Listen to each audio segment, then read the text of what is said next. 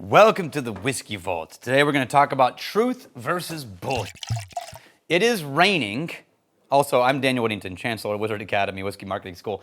It's raining outside. If you hear what sounds like water banging off of things, it's because it is right there about 3 feet away from my hand on the other side of this wall. It's raining very hard.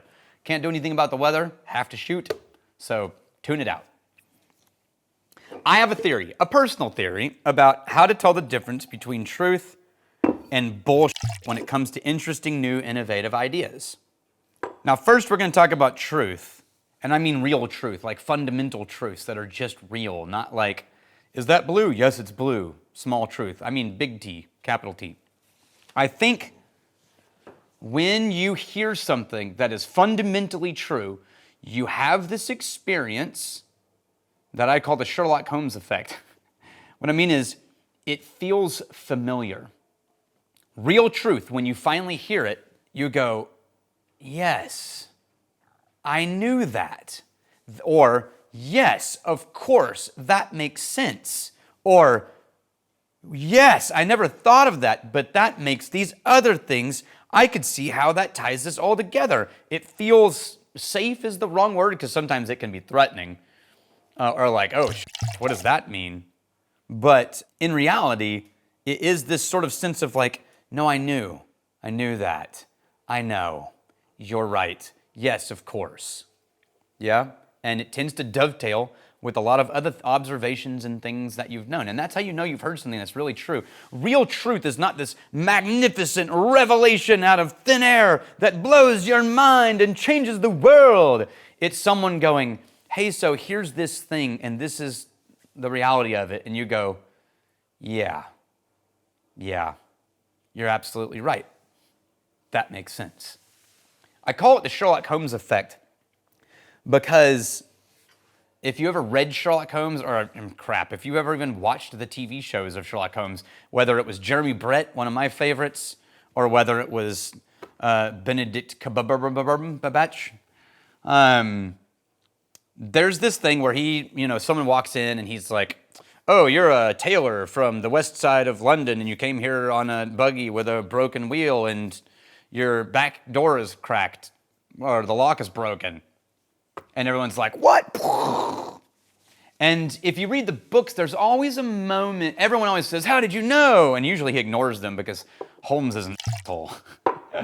But there's always a moment in the book where at some point in the story, he explains to Watson, here's how I knew that. And he says, look at their cuff and their hand and their shoes look like this. And he points out all the things. And then Watson always replies with, oh, well, now that you say that, it's obvious. It's like seeing the magician go, I just hid it in the sleeve. And you're like, dang it, of course you did. That makes so much sense. Now I can't unsee it, right?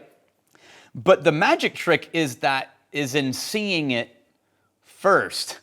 Once it's explained to you, it's like, oh yeah, absolutely, that makes sense. That doesn't make it any less magical that someone put that together on their own and figured that out, right? There is still a moment of revelation where someone went, I think this thing is true.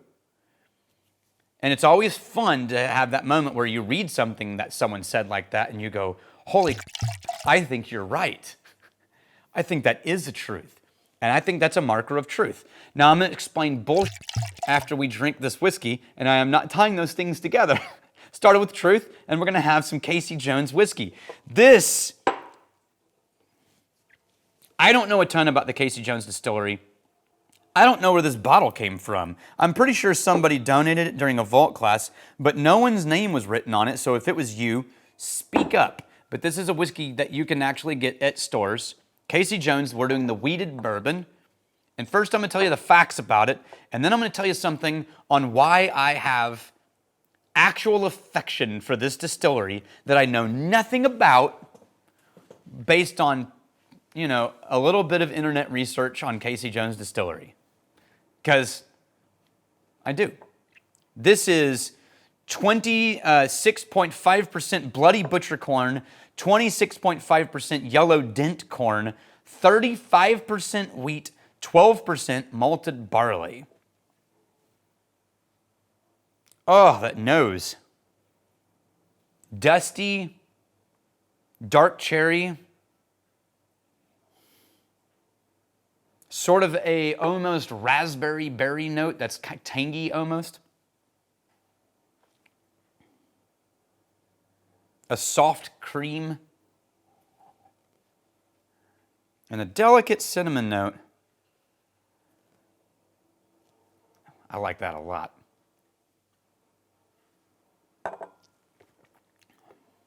Ooh. Ooh.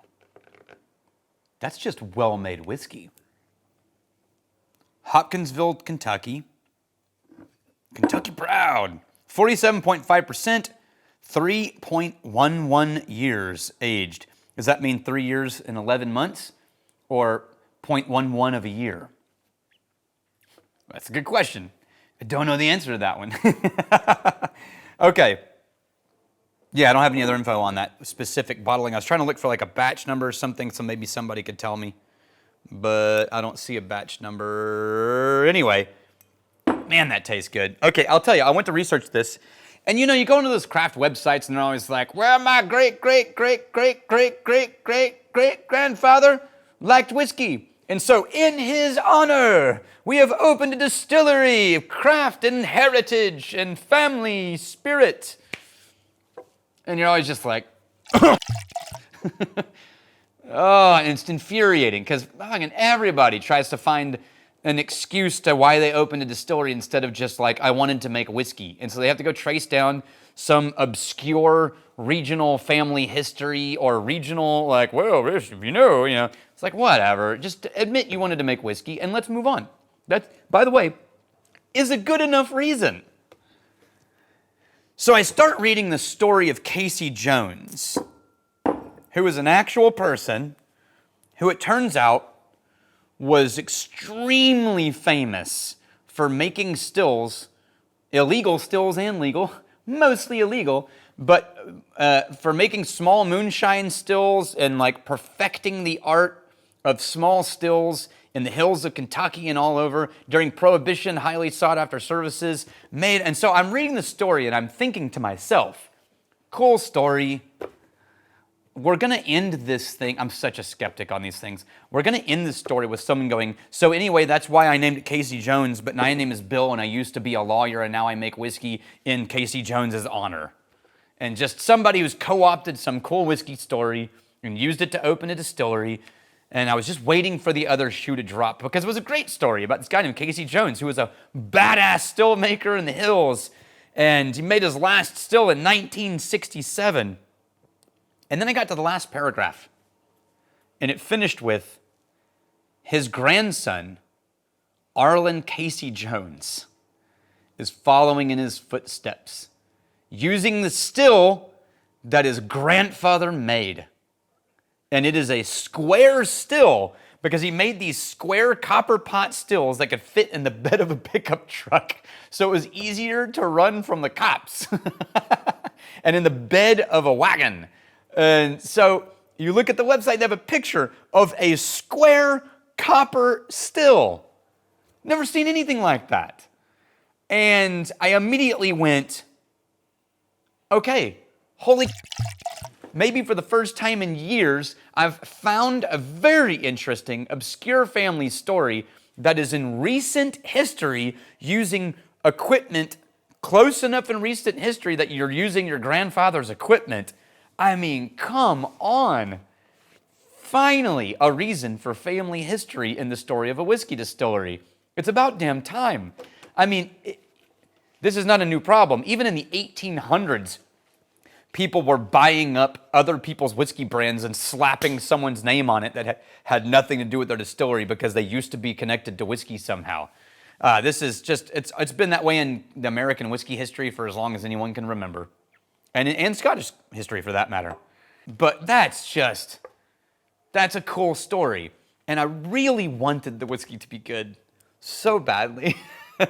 And that might be coloring my review a little bit, but I do like it. And I love that Bloody Butcher note. Man, it's just turning more and more into dark chocolate cherry or dark chocolate raspberry on the nose. This is a great bourbon. And if you were the one that brought this bottle, thank you.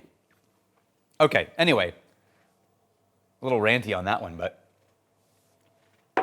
How can you tell bullshit? And this is really important. We teach this at school all the time because we teach marketing and we teach consulting and marketing communications. And consultants are just, as a category, often the worst at pitching bullshit. Here's what happens. Someone says something, they announce it. It sounds amazing. Why? Because bullshit always sounds amazing. It always sounds magical and world-changing and even more amazing than the truth. Over here, a guy's going, well, it takes hard work and you do these 5 things. And there's guys going, if you just knew this one little trick, you would skip all of that and solve the thing. And you're like, we're always attracted to that as humans. Wow, this just sounds amazing. Seems almost like a magic trick where it's just like, wow. If you figured out the secret, the shortcut to bypass all the I spent 20 years, I figured out the secret sauce. I'm going to hand you the secret sauce, and you, learning from my past, can skip all these other things and grand future. And you think you get it. You read it, and you are so sure, I get it. I understand it. I get it. And then you turn around, and you try to apply it, and this is where it comes apart at the seams. You try to apply it and you think, okay, great, okay. How does that apply to my business and my situation? How do I use that information? And you're like, I don't know. Let me read it again. Sounds great, sounds cool. Okay, how do I use that here? What do I do here? It's like the difference between an amazing pep rally talk and coaching the game, right? Okay, great, cool pep rally talk. But now we have to actually play. So are we going to use man-to-man coverage or zone defense on this, right? And the answer is, I don't know. This thing doesn't tell me. It just says, go out there, give 110%, leave it all on the field, And you're like, cool. Now, man-to-man? And it's like, well, yeah, leave it on the field, 110%. You're like, God damn it, I need a plan. And it feels fuzzy. And so you go back to the author or the consultant or the coach, the pep rally guy, and you go, I think I got it, but I can't figure out how to play. And he goes, oh, well, did you come to my talk? Yeah, I came to your talk. Oh, well, you got to buy the book. Oh, okay. It's all in the book. I tell you everything. Oh, okay. Okay, how much is the book? Okay, I'll buy the book. And you get the book and you read it and you think, wow, this sounds amazing. How do I apply it? I must not be. It's probably me. I'm probably the idiot. All these other smart people seem to think they've figured out how to use it. I just can't figure it. So you go back to the author again. You're like, hey, I bought the book. I went to the talk. I can't figure out how to apply it to my situation. And they're like, oh, well, you got to join my mastermind group. If you join my mastermind for only 30 grand a year, with a small group of insiders, that's why I really pull back the curtain and give you all the information. You see where this is headed? Bullshit, when you press on it for clarity, gets softer and more mushy and more cloud-like. Truth goes bing, and it feels rock solid and familiar. You're like, yes, absolutely, that makes sense. And I almost said a sentence that would have taken this in such a polarizing direction, and I'm not going to do it. I'm not going to do it. Be careful. When you're out there, people who are curious and searching and trying to learn, you stumble onto a lot of things and a lot of opinions and a lot of categories. Just know that when something's real, people can back it up. And there can be confusion around someone telling you the truth. It is almost always because they communicated it poorly. And if you push on them and say, I don't understand, if they go, you're right, I didn't make that part clear, I meant this. And then you go, oh, okay, well now it makes sense. Then that's a truth. But if you push back and go, I don't understand, and they go, woo, and they get more vague and more general, it's probably bullshit. I hope that helps you. Cheers to you, and I'm really glad you're here. Like and subscribe to the channel and learn all kinds of things. But if you want the real truth, join my mastermind group and read my book, The Whiskey Vault Inside of You.